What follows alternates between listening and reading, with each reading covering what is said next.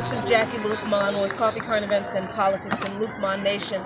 We are out here today at the March for Racial Justice. We're actually going to converge today with the March for Black Women, which is actually going on at the same time, which is really wonderful and very historic. But we are out here today to march for the push to ensure racial justice in this country, not just in the form of ending police brutality, but also addressing racial injustice in housing, education, healthcare, finance, and every aspect of American life, because as our ancestors found out, as they learned in their fight, in their struggle against racial injustice in this country centuries ago, injustice against one means injustice against us all. So we're out here today to fight against racial injustice. So thanks for joining us in Lukman Nation. We are in Lincoln Park in Washington, D.C., in front of the statue of the iconic Mary McLeod Bethune. I just want you to take a look at the inscription that's behind me.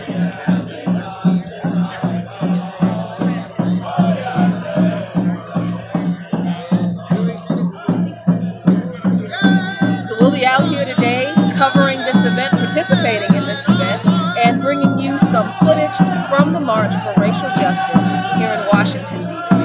Thank you so much for joining us in Lukman Nation.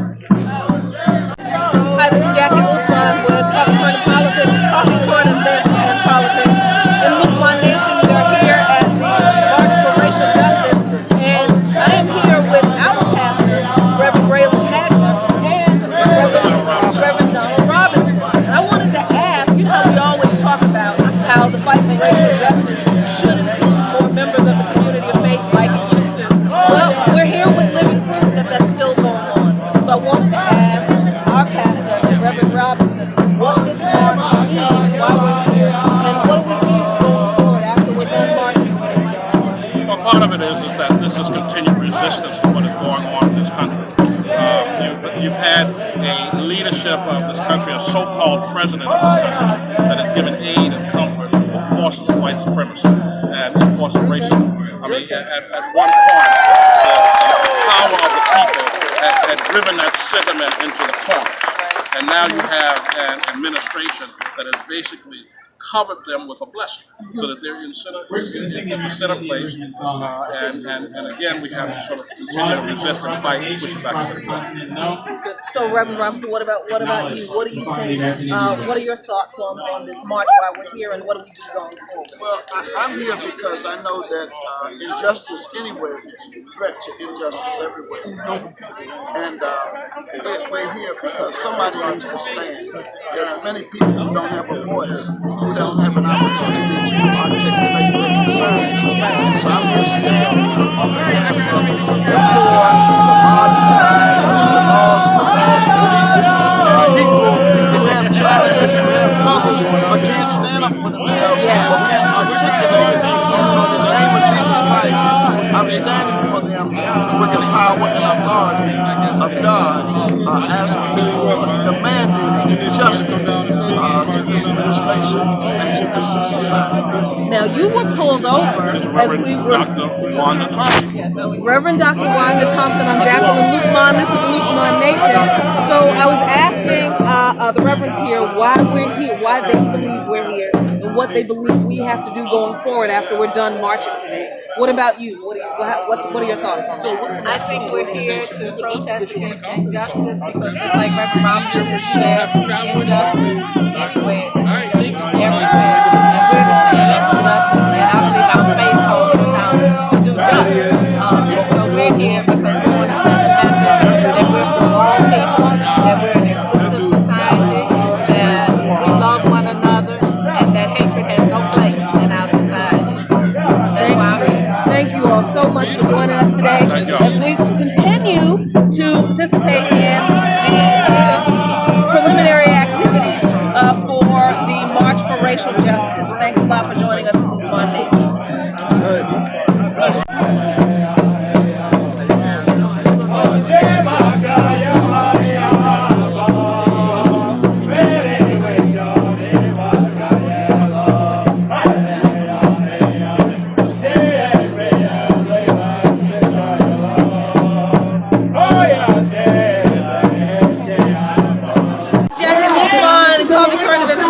and Lukman Nation, and we're here at the March for Racial Justice.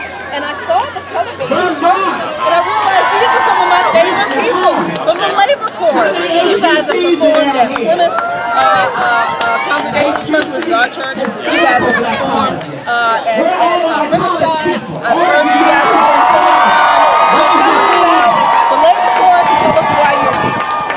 Okay, so Labor for Racial Justice.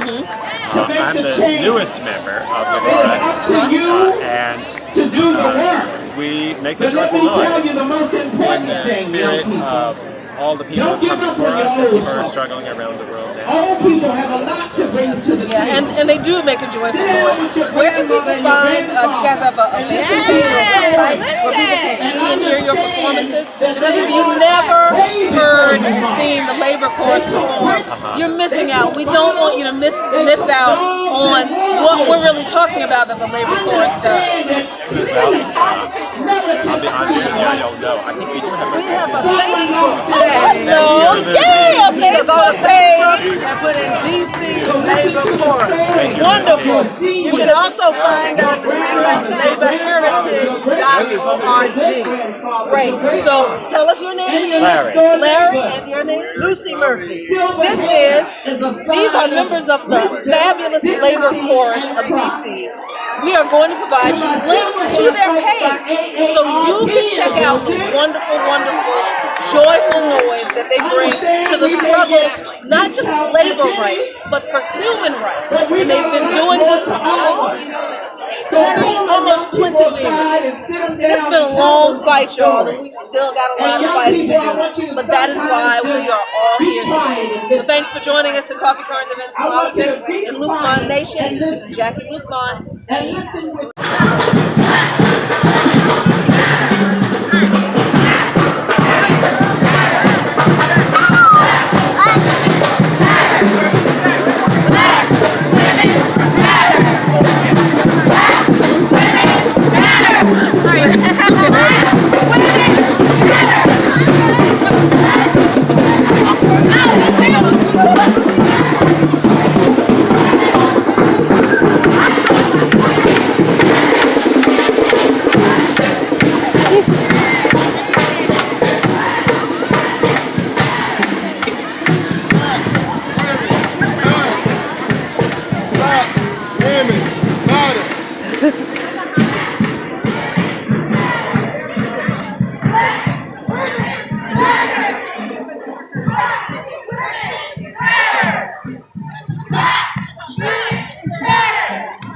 Thank you. Thank you.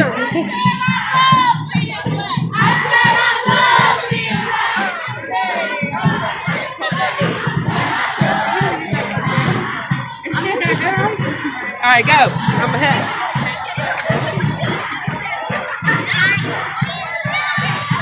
All right.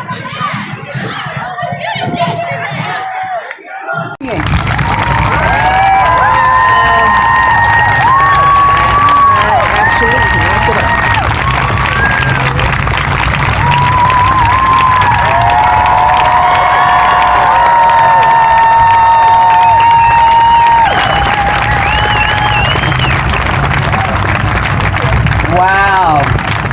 Is this solidarity? Thank you for all of you coming out. Now this is what solidarity looks like. We're all in this together. Each and every last one of you. We are here to support one another as we fight for justice. I'm Valerie.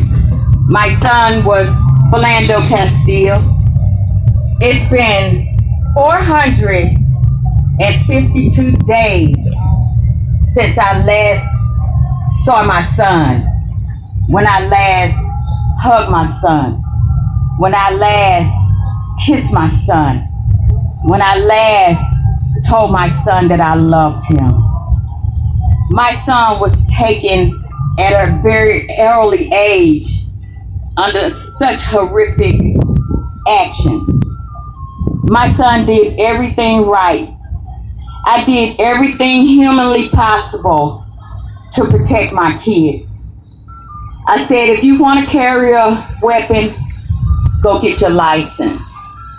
My son started working when he was 13 years old, and he was gainfully employed until he was ruthlessly murdered by the Falcon Heights police.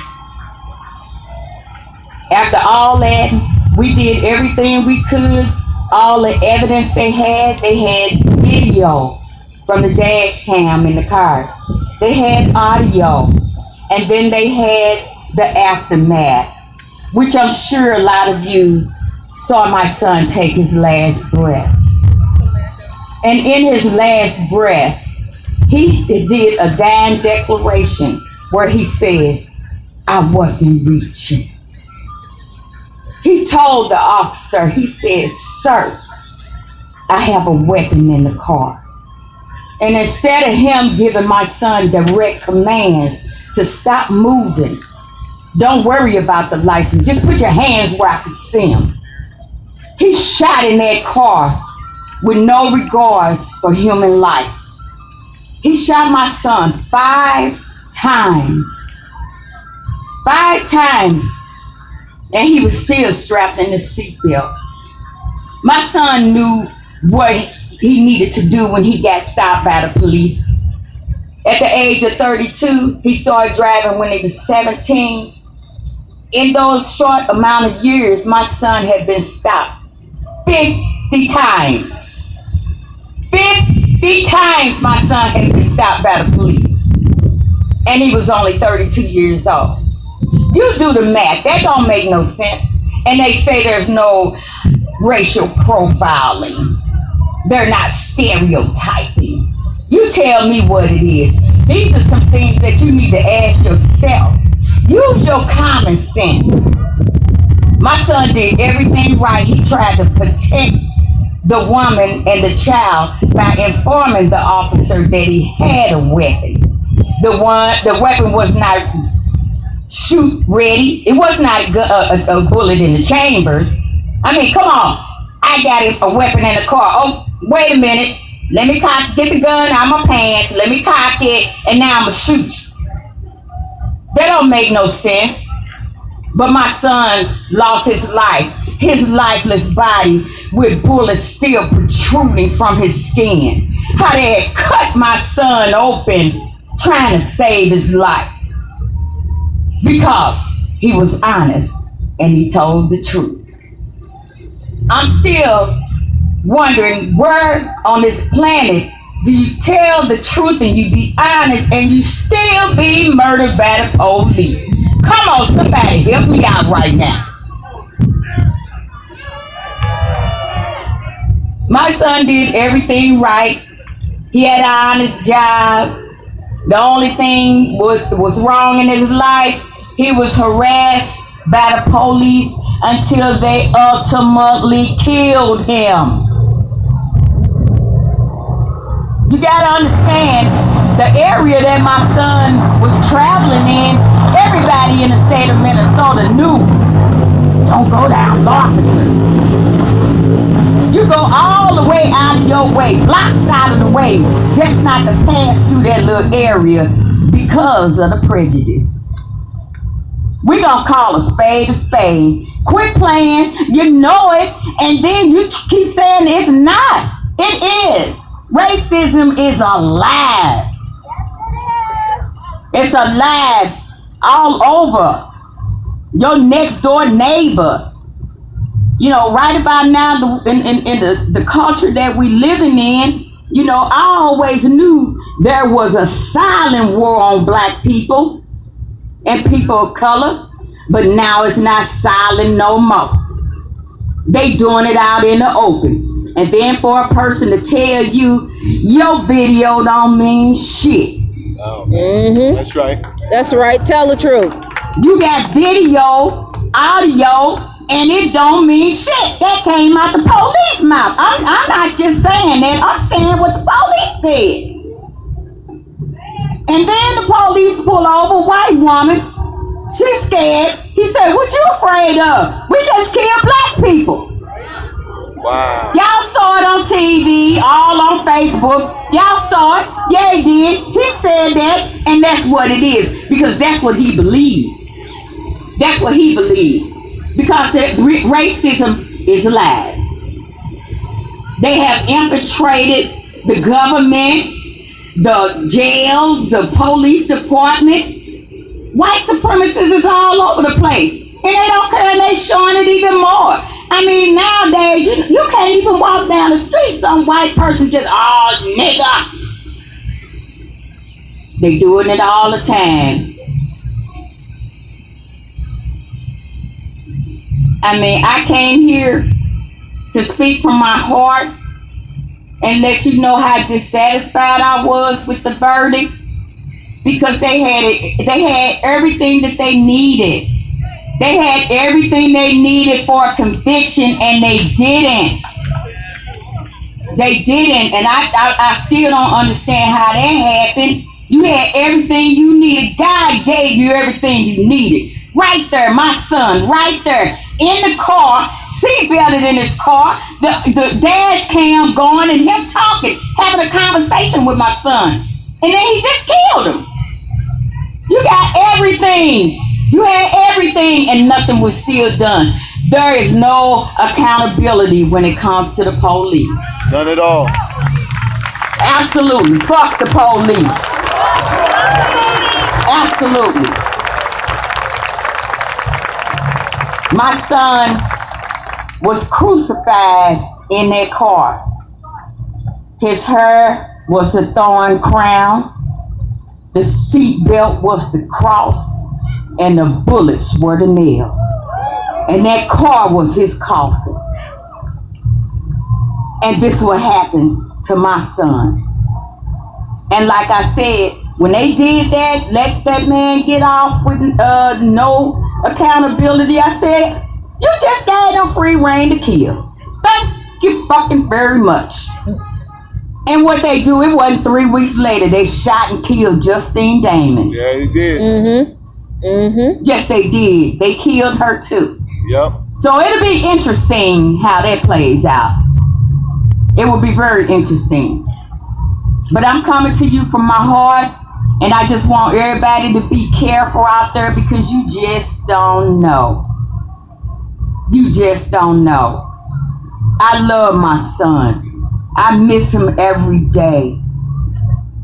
And it could be you, your father, your brother, your sister, your cousin. It could be either one of you guys, because of no accountability. And what I want to see is taking away that get out of jail free card. I was in fear for my life. I was in fear for my life. We need to get rid of that get out of jail free card. Because once you do that, that will give the next officers pause before he pull the trigger and use deadly force. Right now, I'm working, on police reform. I'm working with some of the police officers in Minnesota, and I'm working with a lot of people that are writing up proposals and different laws holding these officers accountable for their actions. You gotta do it.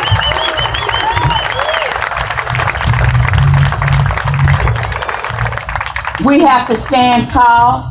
We have to stick together. We have to stay unified. We have to stand in solidarity. And we have to march until we can't march no more.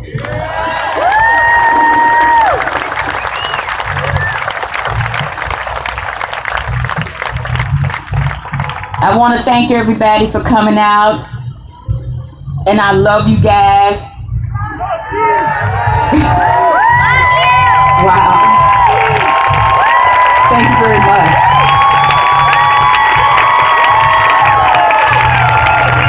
One voice? Because they see what I do. I fight for immigrants' rights. I fight for Black Lives Matter. But mainly, I fight for my children that are non-white. And they are, my kids are in danger right now because they are non-white. So as a mom, I am a very concerned mom. I also organized for Terrence 30 movement. A gentleman who was killed because he was not white. So I just want to tell all of y'all, this is a serious matter. So yo también organizo para la muerte. Terry Sterling lo mató la policía el 9/11 del 2016 porque no era blanco. Y como madre, a mí me preocupa esto porque mis niños no son blancos. Tengo 6 niños que van a la escuela aquí en los Estados Unidos americanos, pero no son blancos. So de verdad me terroriza cuando mis hijos salen a la calle y oigo la sirena de la policía. And I'm sorry, and I'm not saying exactly what everything in Spanish and English, but I hope you understand. My worry as a color mom, I am worried as a mom. I am worried as a Washingtonian. I am worried because all my neighborhood is in danger. I mean, I'm holding the mayor accountable. Mayor, police brutality is real. Alcaldesa chula, la brutalidad de policía es de verdad. Nos están matando nuestros maridos, nuestros hijos.